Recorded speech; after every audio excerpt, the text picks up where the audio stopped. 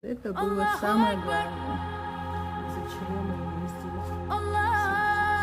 Готовили сахар на садака.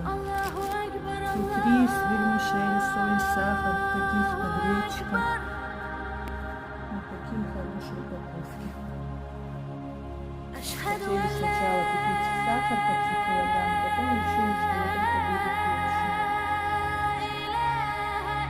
Тут мороженое скоро доставят. Сегодня у нас четверг, вы же помните. Есть кондиции, обязательно сахар есть.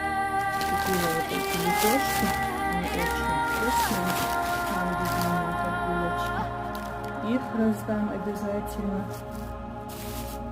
Батон, это я люблю.